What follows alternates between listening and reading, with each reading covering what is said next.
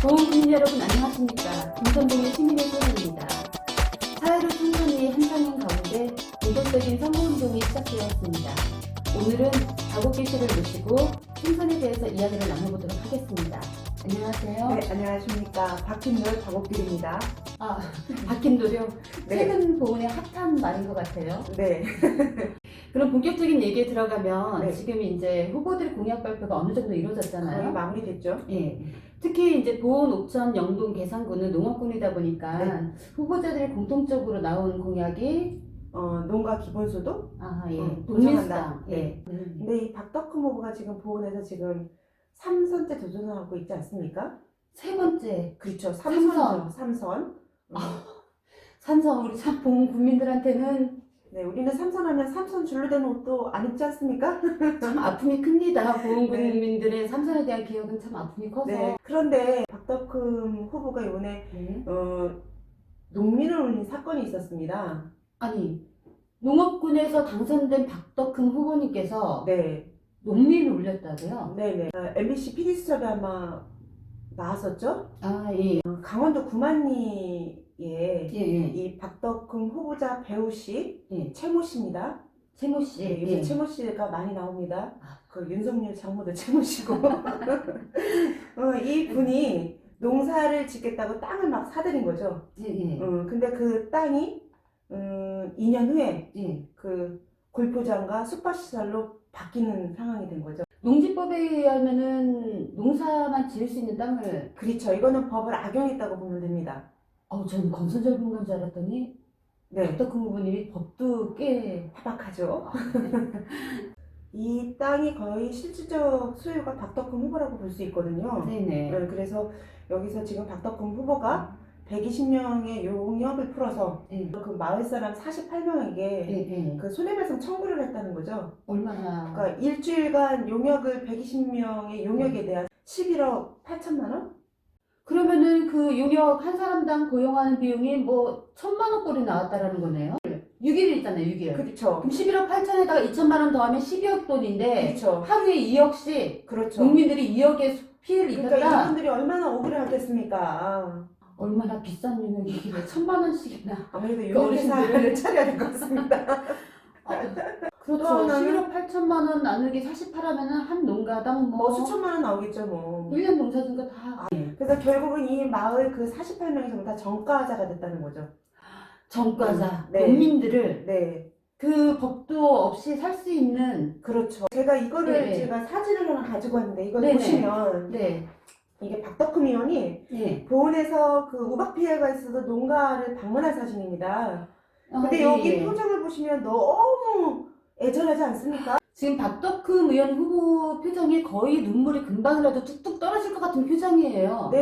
근데 이분이 공약이 이때 나왔을 때 공약이 예. 서민과 농민들의 눈물을 닦아주겠다. 닦아주겠다 하고선 강원도 농민들한테는. 그런데 뒤에 가서는 예. 그 강원도 구만리 농민들에게는 눈물을 철철 흘리게 만든 일이죠. 강원도 가서 보훈국민 여러분은 보훈에서 왔다고 하면 절대 안 됩니다. 그러면 골프장이 산 정상에 들어가면 거기에 나오는 농약물이라든가 생활하수 이런 것들로 인해서 좀 문제가 되잖아요. 당연하죠. 이 동네는 지금 친환경 농법인데 하지만 더 문제는 뭐냐면 네. 이 동네가 물이 부족해서 물이 부족하다. 134억 원을 중앙정부로부터 따갔다는 얘기예요. 근데 이게 2년 아니요. 후에 골프장 숙박시설로 바뀌어버린 거죠. 그럼 그 34억 홀라당 날라버린 거죠. 결국은 농지법이라는 것을 이용을 해서 자신의 네. 골프장을 져서 자신의 좀 부를 축적하는 수단으로 된 건데 그렇죠. 부자 되려면은 로또를 살 게 아니라 법을 공부해야겠죠. 법을 공부해야 될 것 같아요. 법을 공부하는데 거기에 또 돈이 들어가기 때문에 우리는 꿈을 꿀 수가 없습니다. 이 박덕흠 후보가 이렇게 땅을 사들이고 지금 부동산 재벌 소리를 듣지 않습니까? 그렇죠. 네. 거기에 지금 작년 한 해 박덕흠 의원이 한 해 수입이 네. 재산이 지금 36억이 늘었습니다. 36억이요? 그렇죠. 그러면은 1년에 뭐 3천만 원 연봉 받는 사람들을 계산했을 때 이 사람들이 100년. 가장 비싸다는 강남에도 아파트가 있고 그렇죠. 잠실동에 아파트가 있고 네. 그러니까 가만히 앉아서 그렇죠. 36억. 어떻게 볼 수 있나? 이럴 때 쓰는 말이 자괴감이 든다. 걔가 어디서 많이 듣던 미래통합당의 전신이죠. 밀레니엄 핑크 전신. 그렇죠. 오늘 그래서 아, 밀레니엄 한나는 핑크 립스틱도 발랐습니다. 저도 선생님 거 지금 사은품. 뺏어서 받았습니다. 박덕금 후보 얘기를 하기 때문에 저희가 네. 밀레니엄 핑크색으로 일부러 루즈를 칠했는데요.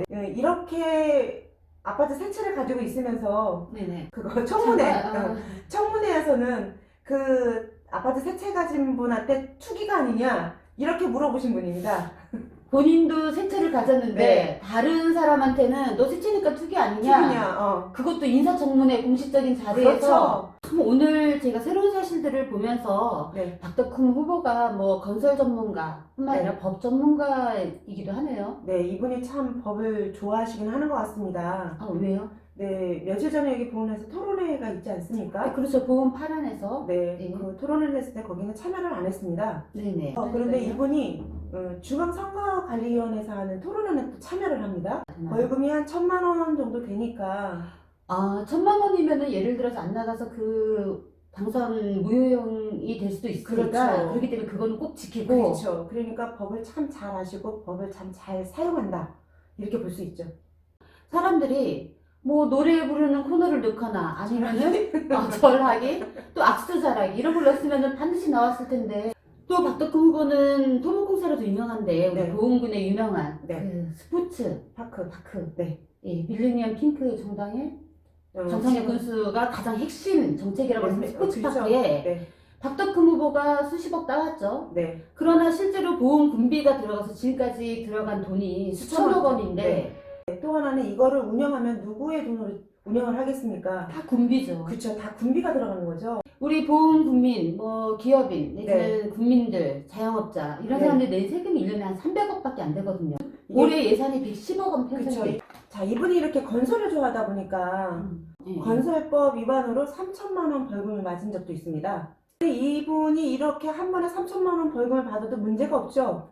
개인 재산이 신고된 게 590억이 넘습니다. 거의 600억에 가깝거든요. 그게 대부분 부동산이니까 실제 시세가로 하면 훨씬 더 많은. 훨씬 더 많죠. 네, 지금까지 박옥기 씨를 모시고 박덕흠 후보에 대해서 낱낱이 살펴보았는데요.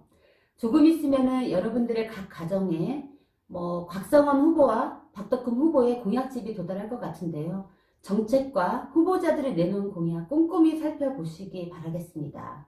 저는 이번 선거는 이 정책과 이런 것도 공약도 중요하지만 네. 그 사람이 살아온 인생, 걸어온 길 이런 것도 또 중요하다고 생각을 합니다. 그렇죠. 도덕적 잣대도 네. 중요하고요. 그래서- 여러분 4.15 총선이 얼마 남지 않았는데요. 자신의 소중한 권리 한 표 꼭 행사하세요.